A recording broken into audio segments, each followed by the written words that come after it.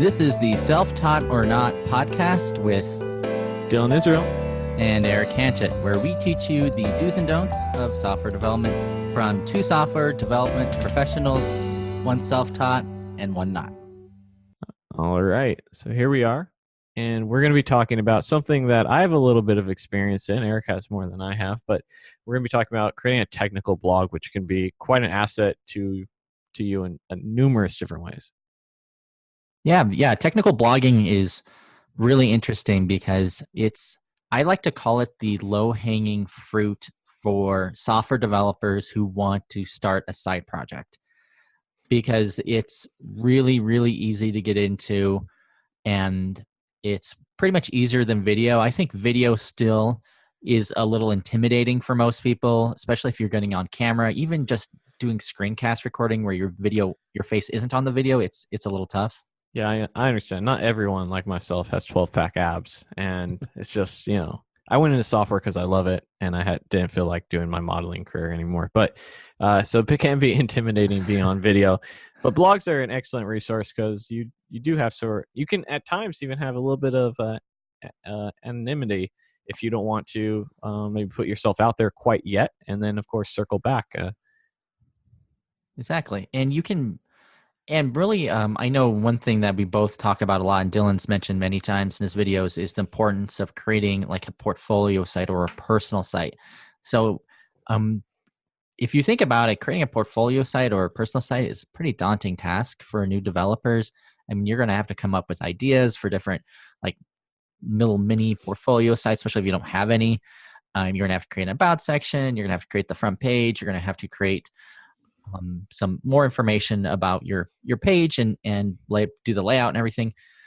Blog is a great way to start with it because you can literally just sign up for a blog on Medium or one of the thousands of free blogging services out there, and you can get started today. And you don't need to know how to do layout. You don't need to know how to do CSS and HTML. You can just kind of start right away. And that's one of the opportunities of doing that. One thing kind of to the whole like side project thing is a blog site is actually it can get very complex very quickly, which makes it a great thing to build because it's something you can iterate on by building a simple homepage. And now you're building maybe a CRUD service in the background to release blogs and add additional features and, dynamically inject ads and, AdSense and create collect an email list and a lot of things that we're going to be talking about. But you can, if you down the road after you get it up and running, say, look, I want to learn some stuff, I want to play around with some stuff, and you can do quite a bit with a blog. It's awesome. Yeah, it's exactly, I like to call it the gateway drug to entrepreneurship for blogs, because of all the things you just mentioned. You can look into creating email lists and affiliate marketing and all that. It also gives you some opportunities, so you can start. I've gotten one of the reasons I got one of my many interviews when I first started. If you don't know my story, you can go back to my episode, Eric's story. But to give you just a little tidbit, I actually didn't get really into web development until I started blogging. And I had done some web development before, and I was doing a lot of back-end development. But once I started getting web development, I got book deals, I got speaking requests, I got job opportunities. Women his wife doesn't know about. Yeah, I mean, it was amazing. There were groupies. No. And also it kind of helps you give back to the community a little bit. So if you're thinking like, hey, I really like the software development community and I want to get more involved, some of the other ways of getting involved in the software development community, like open source, things like that, is pretty intimidating for new developers too. This is a great way to do it. And even if you're not a new developer, you're a more experienced developer, which I think some people listening might be, it's a cool opportunity. Yeah, and one sort of cool thing about that also is, one of the reasons I liked creating coding tutorials is it forced me to really understand the material. And when you're doing a technical blog and you have to explain these concepts and follow the logic, and you really have to go and get a mastery of what it is that you're talking about, which is probably one of the, outside of the entrepreneurship aspect, one of the best benefits you can get. And to add one thing to that, you don't have to be an expert to teach a topic. You certainly don't. I've taken a lot of opportunities. I've done a lot of things where I had no idea how to do the technology, or I just had a little bit of inkling on it. But by actually teaching it somehow, I've learned it. And you also, it's perfect to teach other people if you're learning at the same time, because then you run into roadblocks. You can explain, hey, this is how I figured out this, which is good. And depending on your audience, and your audience will change with you, right? If you start at a very low level, it might be, very basic concepts. But I did a series on YouTube where I coded with April for 30 days, and it was a very strange 30 days. But the number one comment I got was that I love this series because it completely correlates to where I'm at my stage of my development journey, and you can see her going through the same things. And so you might start your blog and think, the number one thing I get with people's side projects, they're scared because they're not a mastery of things yet. It's okay, because you'll get there, and just start where you're at, and you'll get better because of it. So the one thing you need to realize too is there are some reasons you may not want to start a blog. So I'll just give you a few disadvantages of a blog. I don't want to be all rosy here for everyone. So blogs aren't easy. So it takes a long time to gain any traction. If you're looking to build an audience, or if you're just looking to kind of just learn a topic and just put it out there at the same time, yeah, I think that's okay too. But I think it's also probably a good idea to kind of build a little bit of an audience, because that's always fun to have people listen to you. That's where you're going to get the real opportunities. That's when people are going to start contacting you for jobs and for freelancing. If you just have a blog and you're just using it to learn and no one's watching or listening, then or reading, then it doesn't. I don't think it has as much value, of course. Yeah, and sort of to that point of getting people to watch and listen is like, oddly enough, we live in an age where, like, if people follow you in these things and you have a sort of subscriber base, and it doesn't matter if it's a blog, a podcast, whatnot, somehow that gives you more authority, that you actually know what you're talking about. Because I have had that happen numerous times in my career where they're just writing me off, and then they're like, oh, I actually saw one of your videos on YouTube the other day. Apparently you do have an idea what you're talking about, and a blog can do something very similar. It takes commitment to be successful. So there is an opportunity cost with blogs. All the time it takes for you to write blogs. This is going to take a few hours a week if you do this the right way, which I'll explain what I think the right way is. So you may not be able to watch that Game of Thrones at night. You may not be able to just watch TV all night, and you might have to curtail some of your other hobbies to get this done, like any other side project or hobby, really. And you do need a little bit of writing ability to write a blog. A technical blog is actually a lot easier to write than if you're writing a more kind of life journal, or if you're just giving advice.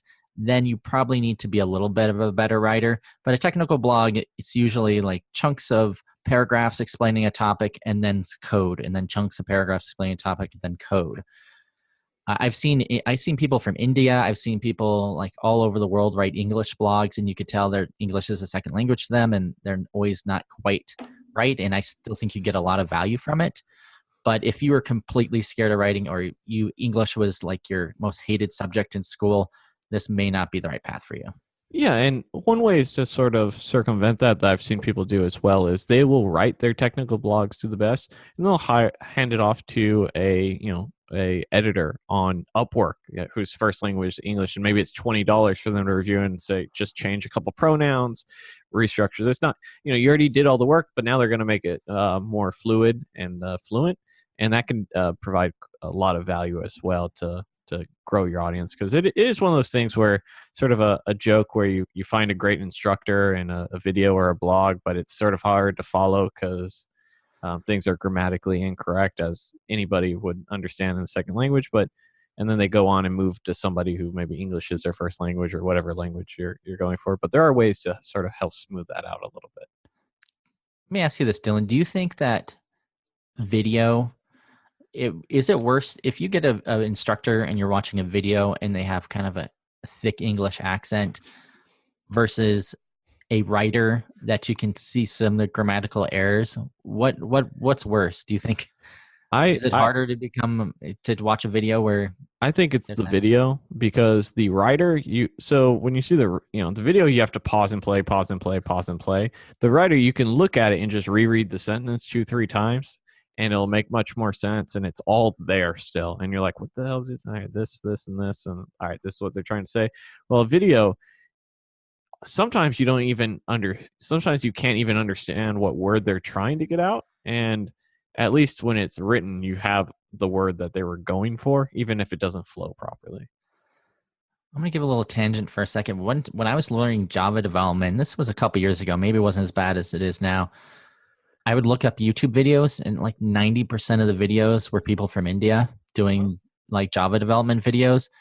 And I was always like, this is great that they're giving me good information, but man, that accent is a little bit difficult for me to understand sometimes. And so I kind of skipped some of those videos. I mean, they were awesome people and they were awesome videos. And I'm sure all the people in India that were watching those videos loved it. And I'm sure people come to me and Dylan's videos and probably can't understand our accents, so they go to someone in India. It's So not even accents. One of the number one things I get on my videos, why do you swallow so much? Like I just I just like making too much noises with my mouth. People get annoyed. people are crazy online. Oh man. All right. So finding a topic. So let's say you've decided to jump into this blogging world. I would, for your blogging topic, I would niche down to something you wouldn't mind spending a lot of time writing about. So you're probably going to pick a topic. You might write 100 articles for that, in the next couple of years. So keep that in mind when you pick a topic. For example, when I first started blogging, my topic du jour was Ember.js, which is a JavaScript framework.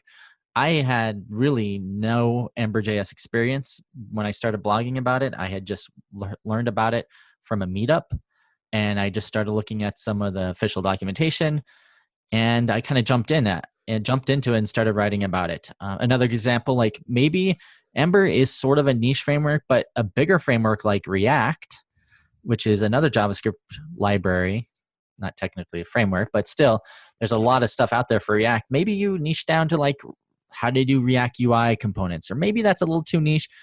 But I would try to niche it down to something smaller, a smaller subset of everything out there. Yeah, I tend to agree. And one thing I'll say is sometimes people feel like they have to be committed for eternity to these things. A lot of times just get up and going. Like maybe you do start with Ember and 6 months later you're like, God, I'm sick of writing about Ember. Great. Go and do some stuff about React and go from there.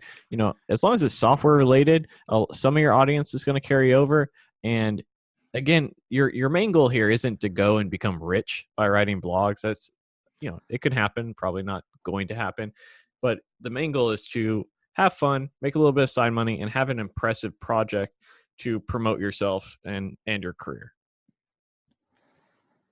Another thing you can think about also is soft skills. I kind of hinted at this earlier.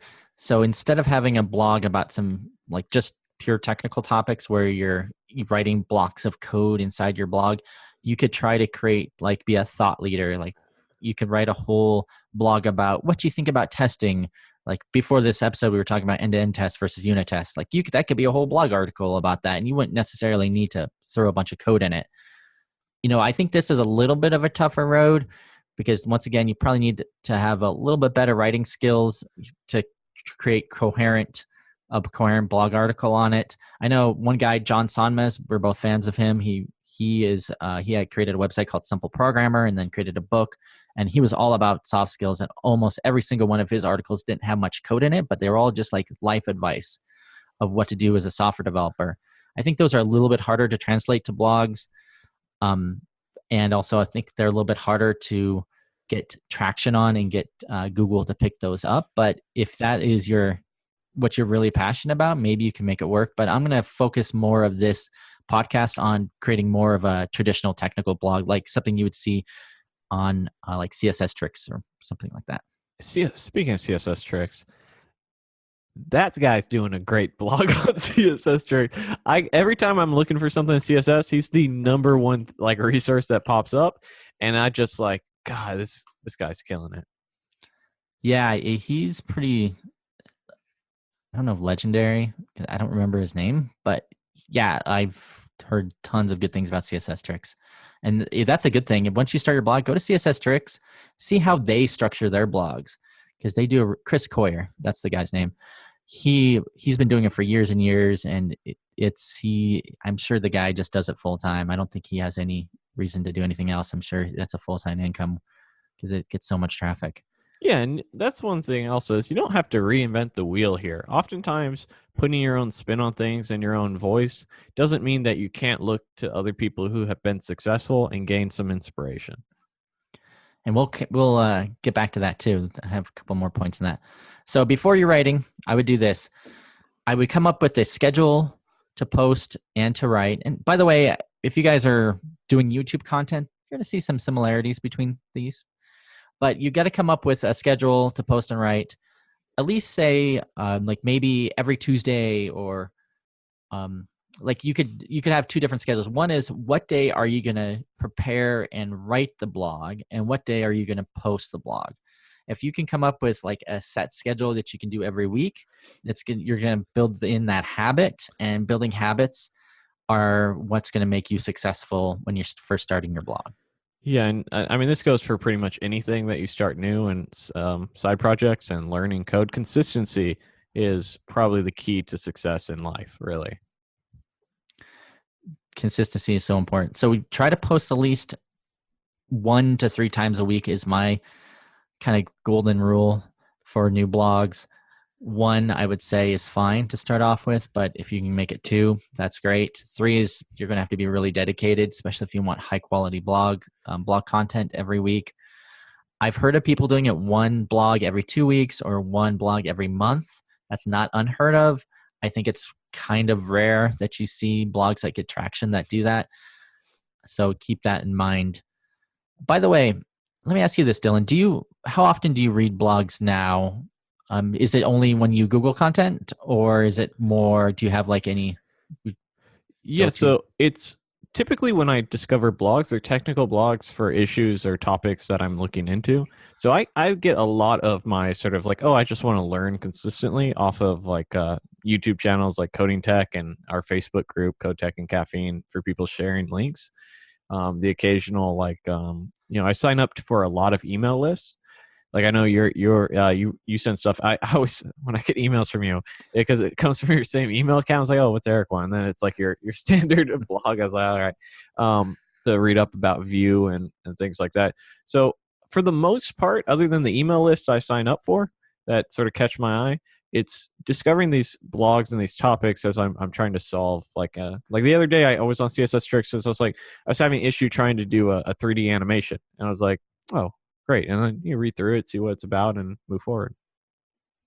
I think that's pretty common. I think once you're looking for a topic, that's when people start searching.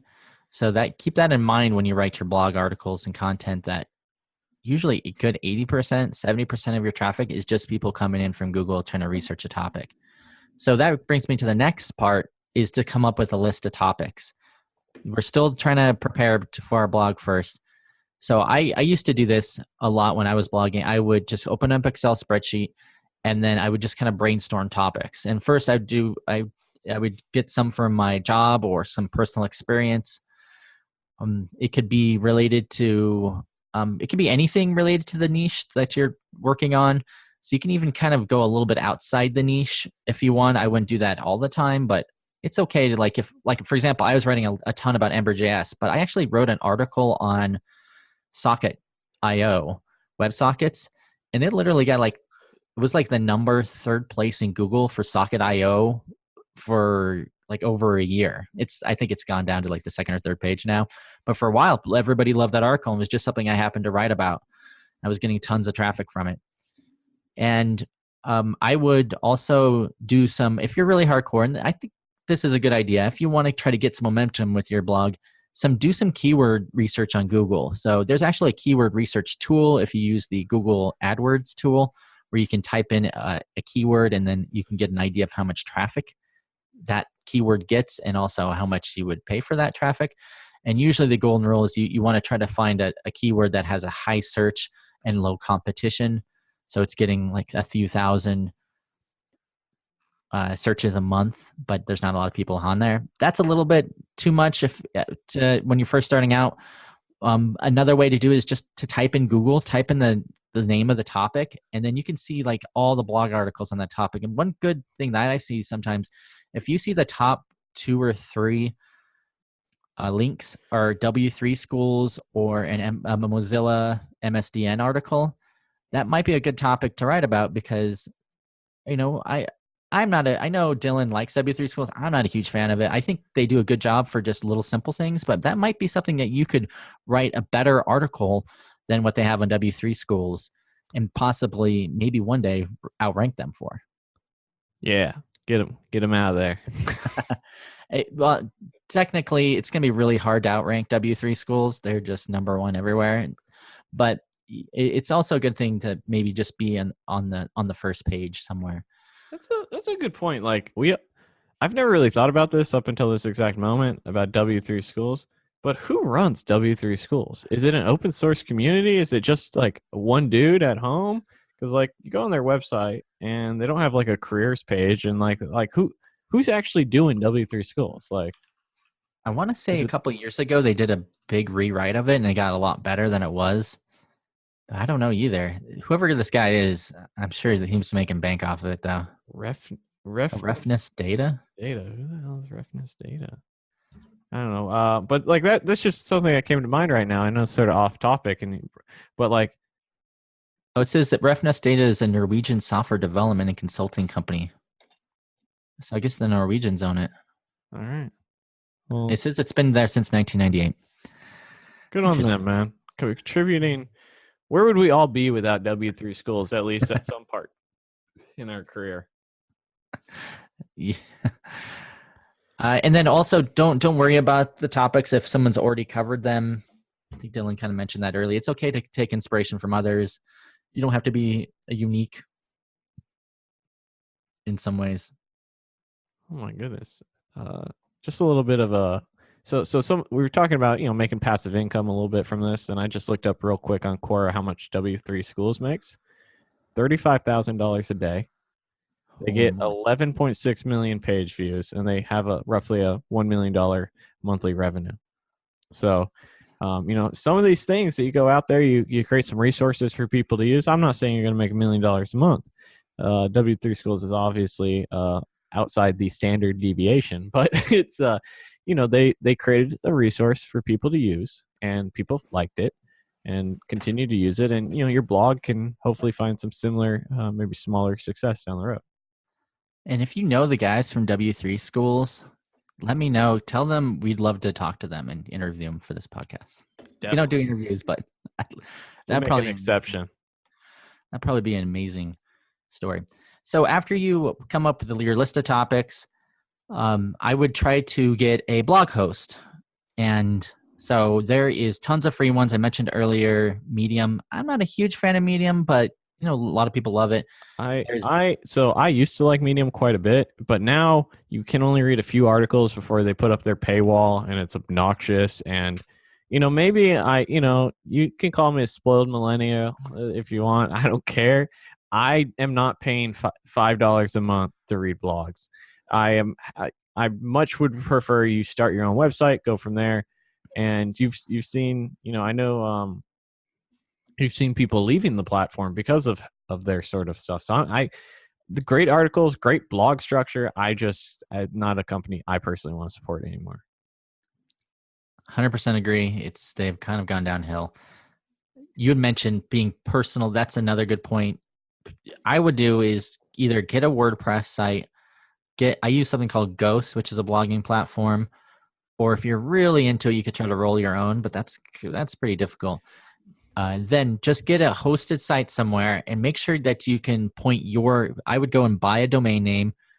At first, if you don't know what your domain name should be, just use your first and last name, unless your first and last name is like John Smith, and don't do that. But you can be like johnsmithprogrammer.com or if you really are in love with your niche, like CSS tricks. This guy, UI UX guy, is like, dude, we're doing CSS for decades. Like CSS ain't going anywhere anytime soon for the web. This is what I'm going to specialize in. That's okay as well, but just make sure that you're actually, it's don't go too niche. Don't do like reactnativeonly.com or something, because you might find yourself a little bit outdated pretty soon. Just make sure that domain name points at your WordPress site. If there's just tons of articles too, just Google like how to set up a WordPress site or how to get a domain name. You can just see tons of articles. Usually you go with like a hosting provider. Like I don't really like them, but GoDaddy, I like DreamHost. And then you sign up. They usually have like a one-click install to get your WordPress site up and running. And then just make sure your domain is pointing to it. All right, so finally got all that out of the way, and now we were actually going to start writing content. So I'm going to give you guys a few tips to start when you start writing your blog articles. Usually, you want to have your blog. If you don't know how much word count it is, I would say try to do between 1,000 to 3,000 words. You can get away with 500 words if it's just a real quick tip. Like if you go to CSS Tricks, you'll see plenty of little quick tip articles that are about 500 words. I would say when you start off, try to create something more in depth that has a little bit more meat. That is great because Google loves longer articles. And I think people, when they see a large article or a large blog, there's a lot more information, a lot more meatier, and people like that. I would even try to create like a content pillar. And what I mean by that is something that's really not going to change that much, but has a lot of great information on it, on your niche or topic. And try to have that one go up to like 4,000, 5,000 words if you can. Just a real meaty topic, lots of examples. I think that Google really likes that, and that'll help you rank for different topics, and it'll help you really understand that topic.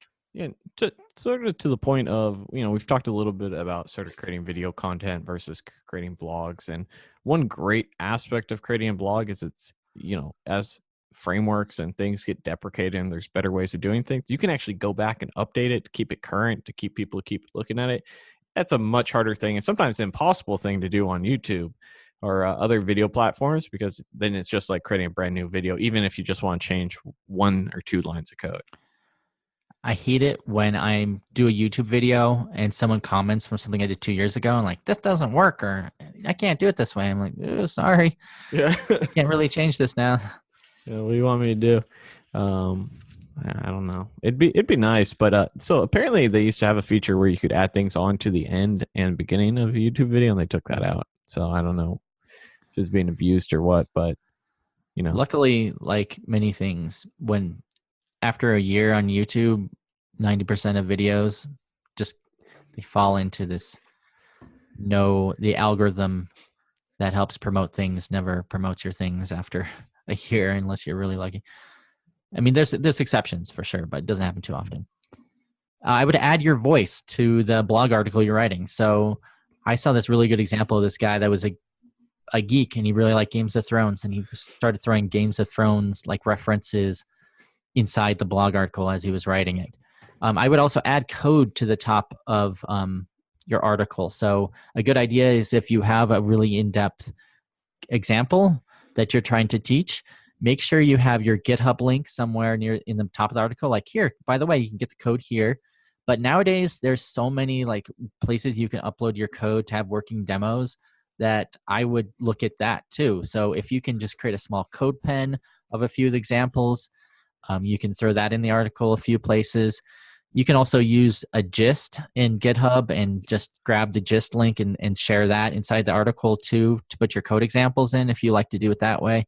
And you can even go ahead. I was just going to say, and please make sure that if you have this link in your article, it actually still works. Like, not because I've opened up so many of them and it's like, this link no longer is valid or something like that.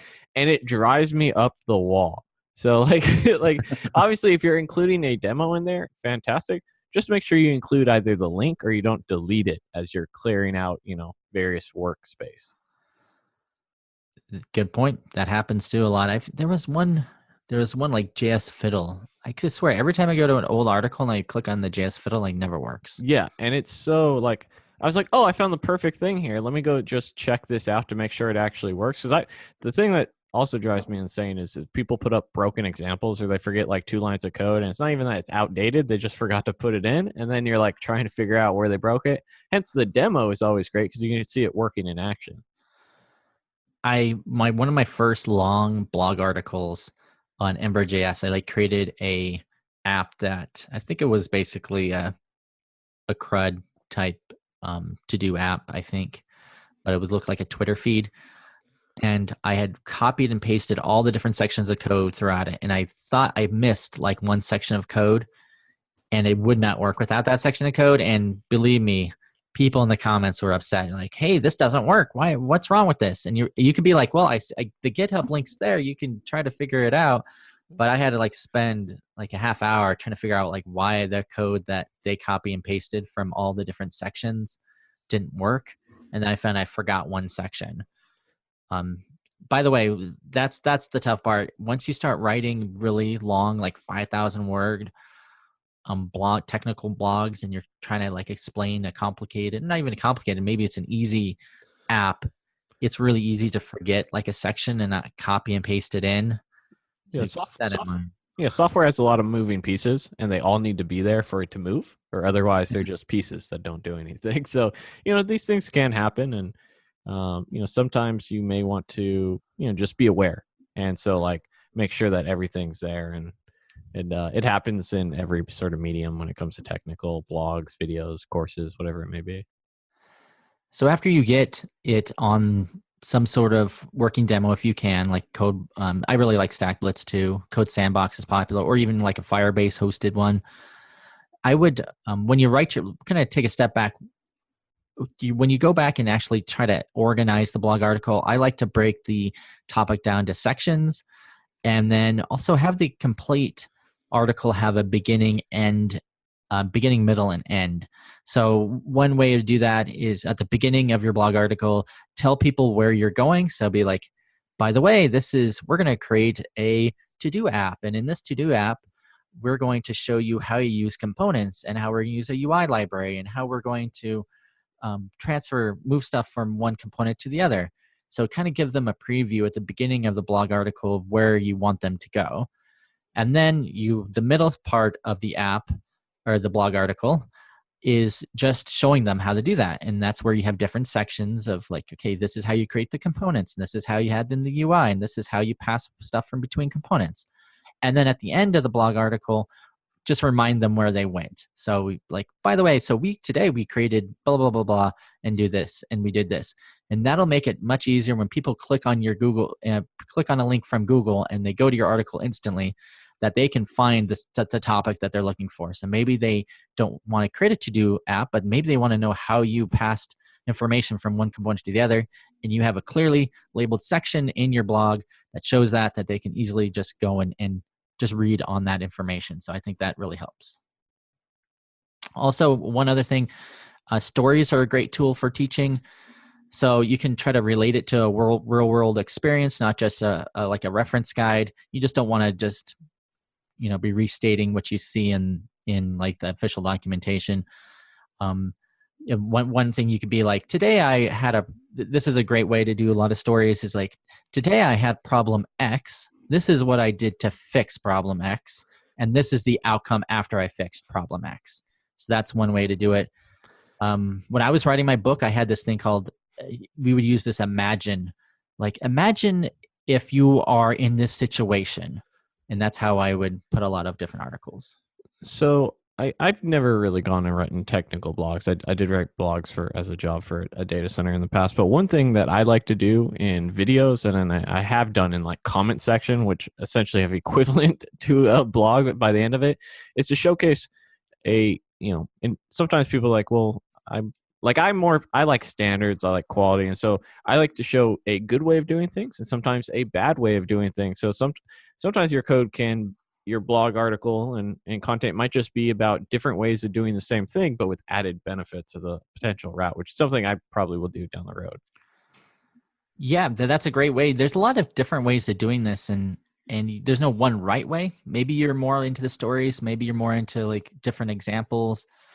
Just try to just see what works for you. And these are just kind of guidelines. They're not rules. Yeah, and do it in your own voice too. So like one thing I've always been a big fan of is people who like, you get to maybe feel a little bit of what this person is like and a little bit of, their humor, and like, I try to do that in my own stuff, is just sort of be yourself and let your writing reflect that.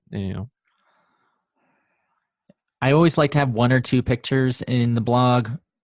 If you can, you don't have to be an artist, but there's tons of like draw.io is a great place to create a quick diagram.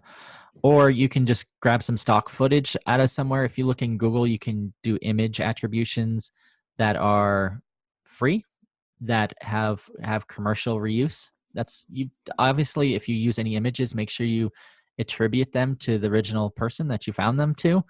But you can also find images that you don't need any attribution for. But make sure you add that in there if you ever have a picture. I have heard of people that have created blogs that added pictures and then got hit by copyright strikes later on because they didn't have correct attribution or they were using commercial pictures. I would also make sure there's an easy way for people to tweet or share the article somewhere on the blog itself. And lastly, have a call to action somewhere. And what I mean by that is at the end of the blog, ask people to leave a comment, ask people to tweet. A great thing we mentioned a little bit earlier, add an email list link. If you're brave, you can actually have a full-size pop-up that once they're reading, it just pops up. Some developers will absolutely hate you for that, and some developers will probably be okay with it. I have a full-page pop-up on my website that you can just click and then it never shows again. But it works. People will start signing up, and that's actually a great way when you're starting out to get a little bit of a community going, because anybody that signs up for email list is explicitly telling you, please email me, let me know when you're doing things like this so I can get more information on it. What do you think, Dylan, about full page email pop-ups? Are you hating them, or do you don't care? So I'm okay with them because I understand, like, when you're creating a blog site like YouTube, there's a subscribe, you click it and it's there and you go to your one spot. It's a little different for a website and a blog, right? You need to draw someone's attention to it. And there's various ways. Like, say you're really anti full page, like it's against my morals. You can have a little dialogue in the left corner that says, subscribe to my email. In terms of the full page thing, if it pops up once every 3 months, I think that's in progressive web apps where they sort of harass you to add it to your home screen. That's a once every 3 months in the Google Chrome browser by default. That's okay. And if they've already signed up, you should have logic that says, oh, they've already signed up, not for this pop up again in 3 months. But I'm okay with it because I understand where they're coming from, and like, hey, I just want to share good stuff and you're not interested. Okay, I won't ask you again for another 3 months. Exactly. And I will also add one thing too. You can get pretty tricky with these pop-ups. You're only going to get like 1 to 2% of people to actually sign up for any of these email pop-ups. But if you add in more incentive, like for example, instead of being like, oh, you like my stuff, sign up here, and I'll notify you every week I send out a new blog article. You could be like, hey, you just read this 2,000 word blog article about components. I'll send you a free component cheat sheet if you put in your email address here, which is we call that like an opt-in gift. That way, if they actually do sign up for it, they'll get a little bit more value and it's a little bit more worthwhile to them. And a lot of people like that, so they'll sign up. One thing that I've sort of noticed about these, like, hey, sign up for our stuff, is they've gotten really aggressive. Where like any app, like, hey, you want to sign up for our newsletter? It was like, let's say it's money. It's like, no, I don't care about money, is what it will say when you decline it. Or it's like, hey, you want to learn more about JavaScript? Nope, I don't ever want to become a better software developer. It's like, when did this become so sort of passive aggressive? So like the yes is like, hell yes, let's go. And no will be like, I'm a terrible software developer, I don't want to learn anything. Yes, like, I mean, you've seen some of these, right? I'm not making this up. I've seen all the tricks. Like, it works. That's a problem. Like, it works. And I've done stuff like that at companies where they're like, hey, we're creating an email list, go ahead and create this thing, have it pop up. I was like, okay, what's the content going to be? And it's like, no, I want to spend more money and not get discounts. Like, it's like, oh man, all right. So you created your blog, you got the schedule correct, you got the site all up. This is kind of getting a little long, so I'm going to kind of fast forward through some of this. So writing the blog is half the battle. The other part is you probably want to do some promotion. There is ways you can just write your blog article every week and then just magically Google will pick it up, especially if you add Google Analytics and everything. But if you want to kind of jumpstart that a little bit, I would highly recommend you do some sort of promotion. one way is to do social media. That's kind of like the low hanging fruit, and it actually, especially for smaller blogs, this does work. So, like for example, in Twitter, you can post your links to the blog. I would say more than once, maybe a few times in the week in the week of the blog that comes out. Some people will still miss it. Every time you post on Twitter, only like 20 or 30% of your actual followers will ever see the tweet. Most people will just scroll past and never click on it. So it's okay to post it a few times. Better yet, though, if Twitter is a place where a lot of people like little snippets of information. So if you could take that blog post that you have and grab like one really juicy piece of information out of it. Like maybe you found like this is how you create a component. You can copy and paste that code and you can make a little what Wes Boss and a few other people online called fire tips. And in this fire tip, you just either take a screenshot or you make a little animated GIF of a little bit piece of the topic that you learn about it. Put a message in the tweet like, look at this cool way to create components. And then you leave it in there. Those are more likely to be shared. You can also put a link to your blog too in that. And that'll help get more people to click on it. Facebook groups. So we both run a Facebook group, Code Tech and Caffeine. If you haven't checked it out, make sure you do. I think there'll be a link in the description. But you can post your blogs to Facebook groups. Just be careful. A lot of Facebook groups like ours, we don't really like a ton of self-promotion, but if it's a really great article, we'll sometimes let it go through. But better yet, try to build authority in some sort of Facebook group. There's literally thousands of them out there. Try to be like present. Try to post often. If you see people asking questions and your blog post actually answers one of the questions, post in the comments like, hey, I fixed this. Here's the blog post. That might be a little bit of way to gain some more people to go to your blog.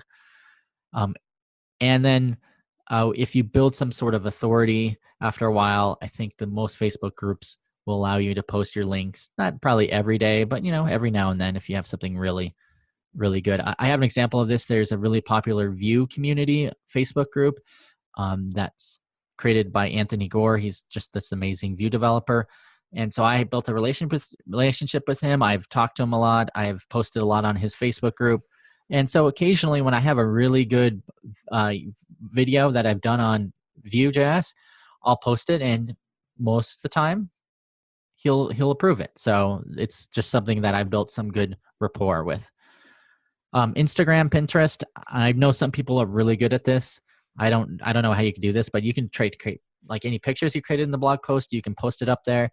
I know people on Pinterest. There's a lot of blogs that post stuff on Pinterest because it's just like if you're doing any sort of photography, it doesn't really apply too much for technical blogs, but you might want to post it up there and you can link back to your site.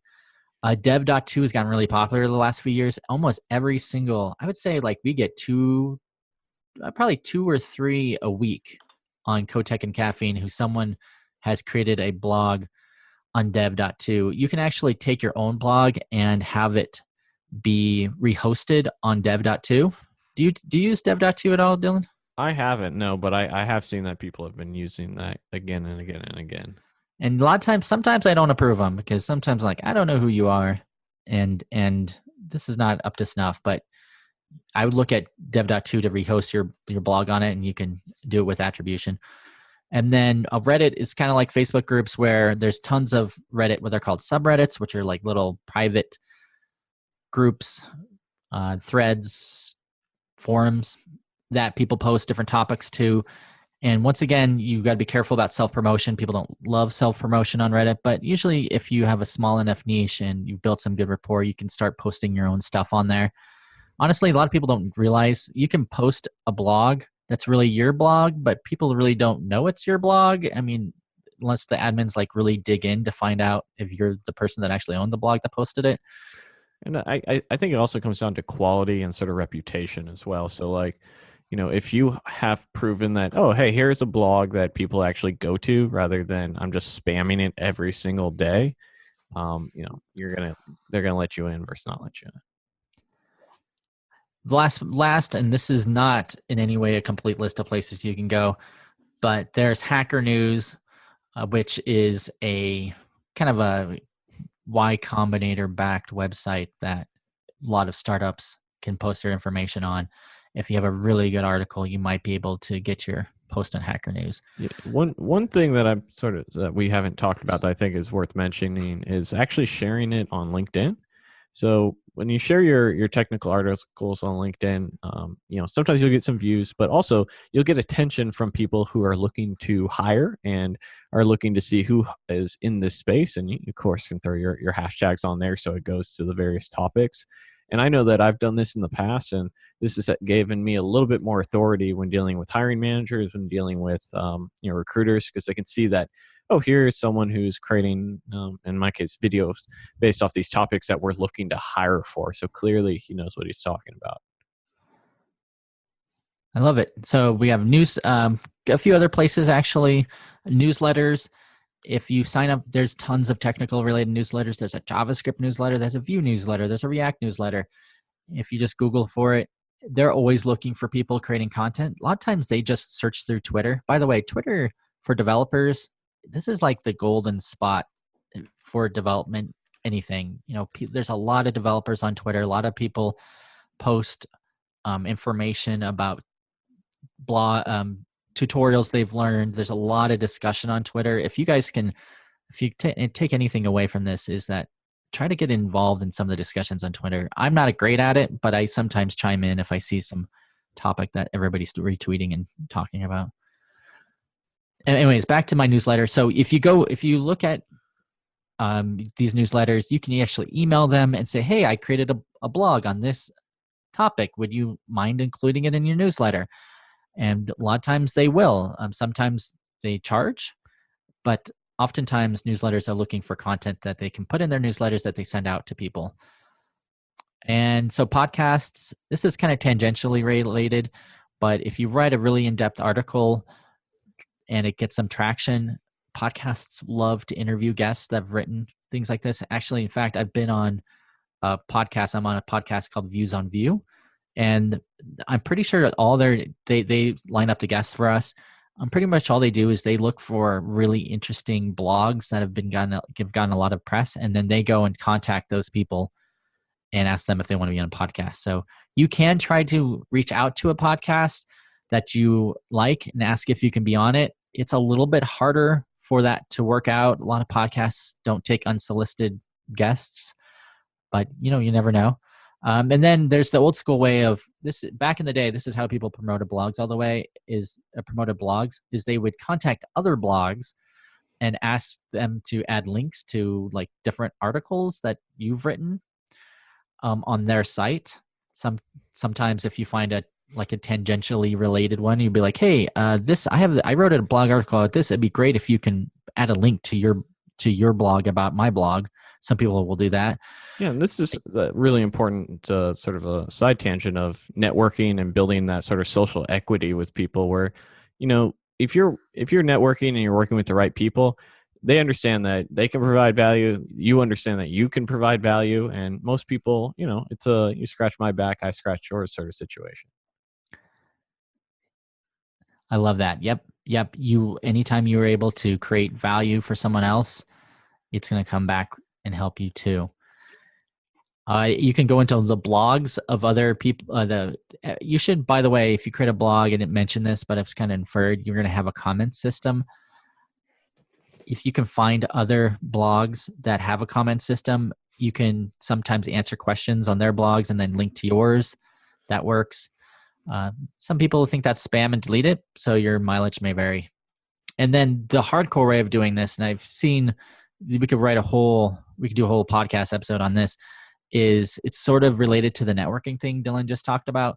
It's actually talking to other bloggers, talking to influencers on Twitter, becoming good enough friends with them, email them and saying, hey, would you mind promoting my stuff? And it could be easy as just, could you retweet this? Could you tweet this out to your followers? I'm telling you, with Twitter and how the ecosystem with Twitter and the number of developers on there, it's you can have one popular person tweet out your article and get 10,000 people to your website. It really does work that way. And then, of course, going back to email lists. So we talked a lot about how email lists are important, that you should create a email opt-in on your website, especially at the end of every single post that you do.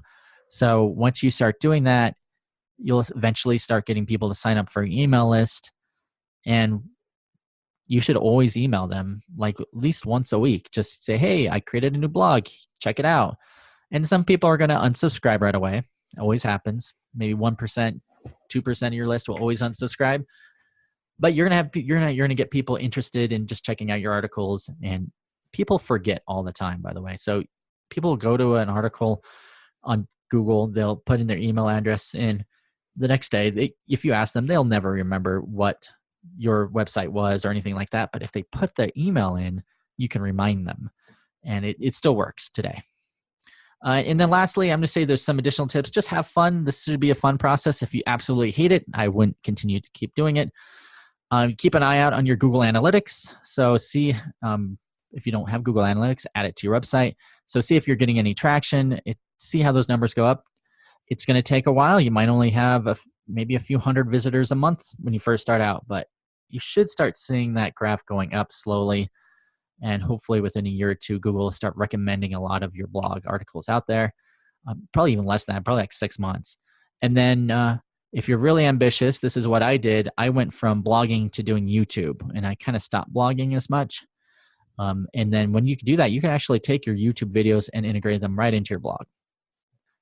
So that's all I have on this. This kind of went a little bit long. What do you think, Dylan? Any parting words? Yeah, give it a shot. Sometimes people wait until everything's perfect. I think the number one thing with any side project is just pulling the trigger. Throw something out there. It could be a turd. Next one be a nicer looking turd. And, make sure it's fun. Make sure you enjoy it. But just get started on it and see where it leads. And, even if you only do it for a couple months, you gave it a shot. But definitely just consistency and, just actually getting going. Adios, everybody. Bye. Hey guys, thanks for watching. If you want to find more about what I'm up to, go to dylanisrael.com. And if you want to know what I'm up to, you can check out my website at eric.video. If you haven't already, please leave us a 5-star review on iTunes. It really helps us out. And if you do, you might even be featured on our next episode. Don't forget to check out the website at selftaughtornot.com. From there, you can sign up for a mailing list where we give away free courses and a bunch of cool stuff. And we'll also let you know when the next episode comes out. And finally, if you didn't know, we have a Facebook group. It's called Code, Tech, and Caffeine. We have over 10,000 members, and you can find the link at selftaughtornot.com. So come join us. We have tons of developers willing to help you guys, mentor you guys. Check it out. Just make sure you go to selftaughtornot.com and check out the Code, Tech, and Caffeine link. Thanks, and take care.